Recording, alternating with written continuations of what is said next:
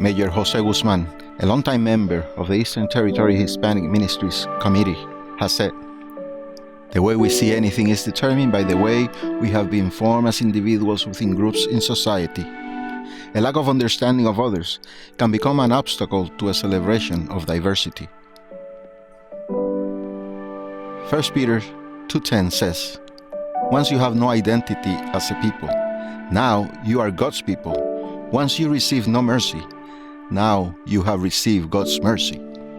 In its context, this passage is for all of us who were once not people of God, but were brought into His family by the wondrous grace of Christ. Hispanic salvationists in the Eastern Territory might view this passage in a different way.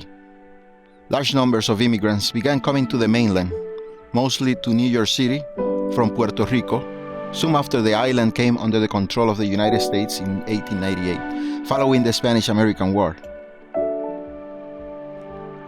Other Hispanic peoples have also been part of this country for a very long time, coming from the Dominican Republic, Cuba, South and Central America, and Mexico.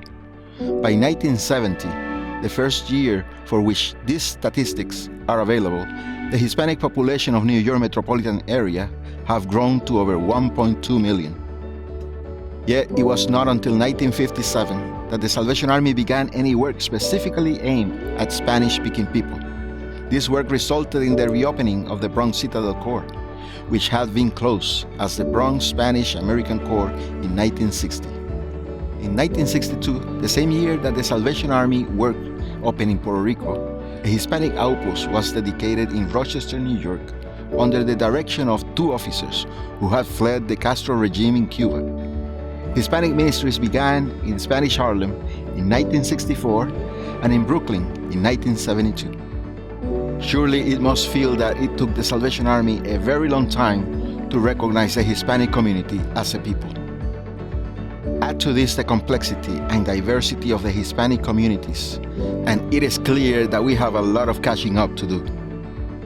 This catching up is not only about the support of Hispanic ministries, it also has a lot to do with understanding, the kind of understanding Major Guzman talks about. In 1993, the Eastern Territory established the Territorial Hispanic Ministries Committee to help the territory to catch up. They have done a lot of work, but there is still much work to do.